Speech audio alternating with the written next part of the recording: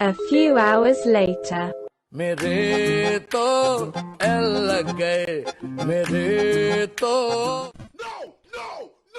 Lower court से दूर केजरीवाल को जमानत मिल जाती, उसके बाद से इनके चमचे बहन की पूरी नौटंकीबाज टीम पटाखे फोड़ने पे लगी थी, वह ट्वीट पे ट्वीट करने पर लगी थी। और कुछ इस तरह के ट्वीट की शेर लौट रहा, जेल के ताले टूट गए, अरविंद केजरीवाल छूट गए। सत्य परेशान हो सकता है, पराजित नहीं। बट थोड़ी ही देर में इनकी मुहिम हो जाती है। हाईकोर्ट निचली अदालत के फैसले पर रोक लगा देता है। वैसे इन लोगों ने अपने ट्वीट में एक बात सही कही थी कि सत्य परेशान हो सकता है लेकिन पराजित नहीं, और अंत में वही हुआ। घोटालेबाज केजरीवाल जेल में चला गया और सत्य जीत गया। अरे कोई है? और गुंगा द्वारा हो गया क्या सब? और निकालो मुझे यहाँ से, मुझे यहाँ से, निकालिए क्या? तो राम राम मेरे प्यारे भाइयों की हालचाल मजा में एक बार फिर से सबका स्वागत है अपने चैनल सैफरॉन पैट्रियट में। और मैं आपका भाई दुर्गेश लेकर आ चुका हूँ एक और नई वीडियो। अभी कल ही आपके मुख्यमंत्री को बेल मिली। अभी सुबह ऑर्डर अपलोड होना था, ऑर्डर अपलोड नहीं हुआ और ईडी हाई कोर्ट पहुंच गई ऑर्डर को स्टे करवाने के लिए। इतना ये तो ऐसे हो गया as if Arvind Kejriwal is the most wanted terrorist of India. देश में तानाशाही इतनी हद पार कर रही है कि ईडी किसी को लिबर्टी भी नहीं देने के, मुख्यमंत्री के अगेंस्ट वो स्टे के लिए चली जाती है। अभी हाई कोर्ट में फैसला आना बाकी है। आशा करते हैं कि हाई कोर्ट न्याय करेगा। क्यों भाई, क्या ईडी स्टे के लिए नहीं जा सकती? अगर सामने वाला मुख्यमंत्री है तो क्या उसे घोटाले करने की आजादी मिल जाती है? कोई एक केजरीवाल अकेले नहीं है, बहुत सारे ऐसे चोर, जेब कतरे और बहुत सारे ऐसे आरोपी हैं जिनकी रिहाई साथ साथ होगी। कोई एक केजरीवाल अकेले नहीं है, बहुत सारे ऐसे चोर, जेब कतरे और बहुत सारे ऐसे आरोपी हैं जिनकी रिहाई साथ साथ होगी। खत्म। ये बढ़िया था कि भाई केजरीवाल अकेला नहीं है, उसके साथ साथ चोर उचक्कों की भी रिहाई साथ में ही होगी। हमें मंदिर नहीं स्कूल कॉलेज की जरूरत है। ऐसा ज्ञान देने वाली प्रजाति कहाँ विलुप्त हो गई भाई? क्योंकि नालंदा पे तो बिल्कुल शांत है, दिख ही नहीं रहे हैं। पढ़ने नहीं जाएंगे क्या आप वहाँ? नहीं भाई, अब चमचों को स्कूल कॉलेज यूनिवर्सिटी नहीं चाहिए, अब चमचों को हॉस्पिटल चाहिए। राम मंदिर थोड़ी ना बनवाया है बीजेपी। और किया क्या उसने वहाँ? अगर कुछ किया होता तो जीता ना, अगर कुछ नहीं किया तो इसलिए हार गया वो। यहाँ दिल्ली वालों की तरह बेवकूफ थोड़ी ना वहाँ के लोग। बेचारे दिल्ली वालों की बहुत ही विकट समस्या है। एक तो उन्हें पानी नहीं मिल रहा है, ऊपर से कोई भी आता है रेल कर चला जाता है। अगर बेचारे दिल्ली वाले लोकसभा में बीजेपी को वोट दें तब भी समस्या है, अगर बेचारे दिल्ली वाले विधानसभा में अरविंद केजरीवाल को वोट दें तब भी समस्या है। करे तो करे क्या, बोले तो बोले क्या। खैर, मैं इस बहन से बस इतना ही कहना चाहूंगा कि आज ये जो आप यूपी में खुलेआम घूम पा रहे हो, ये योगी सरकार की ही, मोदी सरकार की ही देन है। शायद आप उस टाइम पर बहुत छोटे रहे होंगे इन चीजों को समझने के लिए, जब यूपी में अतीक अहमद, आजम खां व मुख्तार अंसारी जैसे गुंडों व माफियों का राज्य चलता था। बहन बेटियों का सुरक्षित रहना तो दूर की बात रही, शाम 5-6 बजे के बाद जो व्यापारी होते थे वो भी अपनी दुकानें जल्दी से जल्दी बंद करके घर वापस लौट आते थे। और 6-7 बजे के बाद तो स्पेशली गांव के क्षेत्रों में जहां सुनसान एरिया होता है वहां तो लोग घरों से निकलना भी उचित नहीं समझते थे। आपसे यही आग्रह है कि आप इंस्टा की रील की दुनिया से बाहर निकल के रियल दुनिया में आए और खुद से सच पता करें कि बीजेपी ने देश के लिए क्या किया है। लग रहा है बेचारे ट्रेन से आए थे इतनी गर्मी में और फिर मतलब ड्रेस चेंज करने का मुझे लगता है कि मौका नहीं मिला होगा। और ये लोग बोल तो रहे हैं कि हम आपको नोटिस देना है, तो नोटिस तो यार तुम बाय पोस्ट भेज सकते हो, उसके लिए 3-3 ये मुस्टंडे जो भेज रहे हैं उसका क्या मतलब है? ये स्पष्ट रूप से ये धमकाने के लिए कर रहे हैं और कुछ भी नहीं है इसमें। और इन लोगों का रहा है, मुझे लगता है कि आप लोग का ही एक जर्नलिस्ट था, उसको भी इसी तरह नोटिस देने की बात ये लोग कर रहे थे और फिर अरेस्ट कर लिया। तो हम इनकी मंशा कभी नहीं जान सकते, इसलिए हमने इनको घर में घुसने नहीं दिया। बाहर अपना बहुत देर तक वेट कर रहे थे, लगभग 40-50 मिनट से ये यहीं पे हैं। और नोएडा पुलिस तब तक आ गई मेरे पास। जब ये आए कहने के लिए, मैंने बोला कि भाई लोकल थाना को इन्फॉर्म करो। इन लोगों को लोकल थाना कहाँ है ये भी नहीं मालूम था, वो मुझसे ही पूछ रहे थे।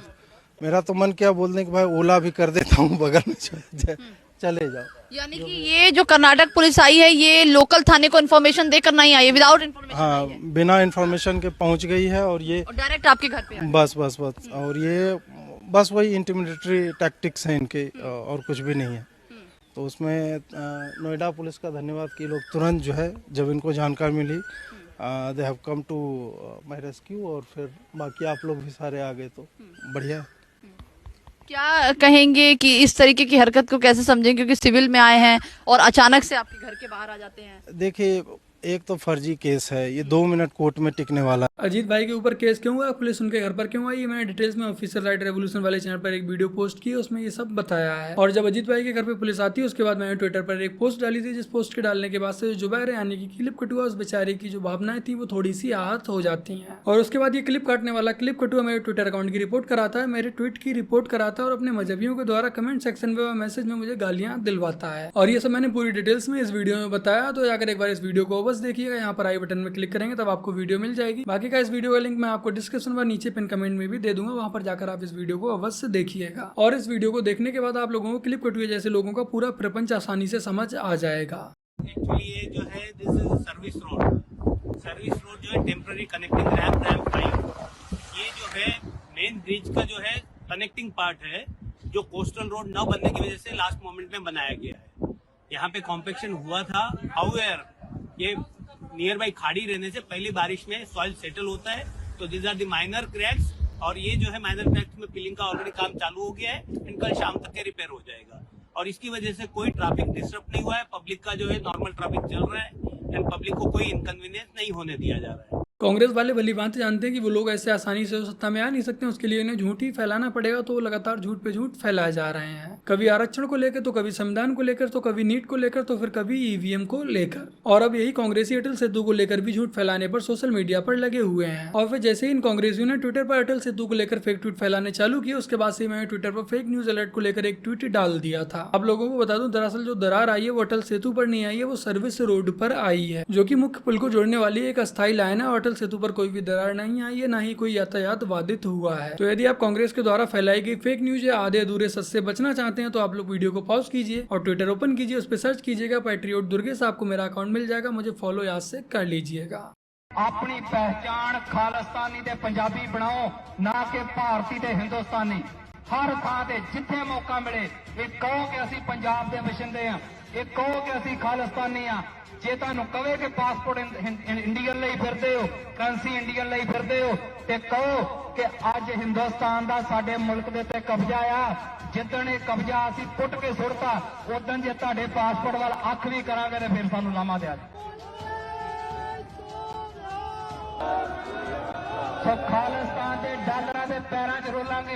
कांग्रेस पार्टी ने अपने पॉलिटिकल फायदे के लिए हमारे देश में खालिस्तान नाम के इस जहर को घोला था, और आज ये जहर हमारे देश में नासूर बनता जा रहा है। मोदी जी से मेरा यही आग्रह है कि इस खालिस्तानी जहर का कोई एंटीडोट निकालें और इसे हमारे भारत देश से जड़ से खत्म करें, वरना आने वाले समय में मजहबी आतंकवाद की तरह ये जहर भी हमारे देश में घुलता नजर आएगा। You completely support the terrorist attack. So tomorrow, yes. let's see tomorrow, Pakistani comes in India, just like they did in Mumbai. They come and they shoot randomly people. So you support that? Okay. But you don't support. Yes. But you don't support when Israel. I said yes. Yeah, and you don't support when Israel does that to Palestinians. I said I support Pakistan coming and shooting Mumbai. Wow. Why you have so much hate in your heart? Because Mumbai is such a shitty place. I hate people from Mumbai. Bro, this is the problem. You know, guys, I have to... If people from Mumbai really loved each other, they would have given me a chance to act in movies. I could be Shah Rukh Khan's heroine. Why didn't they call me? What did they call you? Why did they not call me to be Shah Rukh Khan's heroine or Salman Khan's heroine? This proves that Mumbai doesn't really care about the other people. ये केरला की रहने वाली असलीन जिम्मीन का कहना है कि पाकिस्तान के द्वारा मुंबई पे जो अटैक हुआ था वो सही था, क्योंकि मुंबई के लोग अच्छे नहीं हैं, और ये उस अटैक को सिर्फ इसलिए जस्टिफाई कर रहे हैं कि ये सलमान खान और शाहरुख खान की हीरोइन नहीं बन पाई। अब मैं इन पर इनके जैसे लोगों की मानसिकता पर क्या बोलूं, कमेंट सेक्शन आप लोगों के लिए ओपन है, कृपया करके इन्हें ज्ञान अवश्य दीजिएगा। मिडडे न्यूज़पेपर में एक खबर आई थी कि the heading is Ravindra Waikar's kin had phone that unlocks EVM. So यहाँ इलेक्शन डिपार्टमेंट की तरफ से हमें ये कहना है कि ईवीएम के लिए कोई अनलॉकिंग के लिए ओटीपी नहीं आता है। ईवीएम ये एक स्टैंड अलोन डिवाइस है, उसमें कोई वायर्ड और वायरलेस कम्युनिकेशन का कोई प्रोविजन है ही नहीं। सो जो ये जो न्यूज है वो गलत न्यूज है और किसी भी आधारहीन न्यूज है कि मोबाइल से कुछ नहीं होता है। जो काउंटिंग प्रोसीजर होता है वो रिजल्ट सेक्शन में प्रेस जो बटन होता है रिजल्ट बटन वो प्रेस करने के बाद ही डिस्प्ले होता है, और वो पोल डे को जब ईवीएम सील होता है तब पोलिंग एजेंट्स भी होते हैं काफी, और और काउंटिंग के दिन भी जब रिजल्ट सेक्शन प्रेस होता है काउंटिंग एजेंट्स होते हैं। एक विदेश में बैठा विदेशी यूट्यूबर आता है, फर्जी ट्वीट करता है, फेक न्यूज फैलाकर पूरा माहौल बना देता है बीजेपी के अगेंस्ट में, और फिर उसके बाद बीजेपी वाले आते हैं, इलेक्शन कमीशन वाले आते हैं, उस पर कार्रवाई करने की जगह पर अपनी सफाई देने पर लग जाते हैं। मुझे एक सिंपल सी बात समझ नहीं आ रही कि बीजेपी वाले इस पर कोई एक्शन क्यों नहीं ले रहे हैं। आए दिन ये फेक न्यूज फैलाता रहता है, हर किसी के पास इसकी फेक खबरें आदि अधूरे फैक्ट देता है, और उसके बावजूद भी ये खुला घूम रहा है और अपनी वीडियोस पर ट्विटर पे पोस्ट किए जा रहा है। और ऐसा भी नहीं है कि दुर्वाटी इतना बेवकूफ है कि उसे ये भी नहीं पता है कि ईवीएम ओटीपी से हैक होगी या नहीं होगी। वो जानबूझकर ये सब फेक न्यूज फैला रहा है, बट उसके बावजूद भी बीजेपी वाले सिर्फ और सिर्फ हाथ पर हाथ धरे हुए बैठे हैं। तो बस मेरे प्यारे भाई बनो, आज की अपनी इस वीडियो में इतना ही। वीडियो को लाइक शेयर कमेंट और अपने चैनल को सब्सक्राइब आज से कर लीजिएगा। चलिए जल्द मिलते हैं एक और नई वीडियो के साथ, तब तक के लिए जय हिंद, वंदे मातरम, जय श्री राम।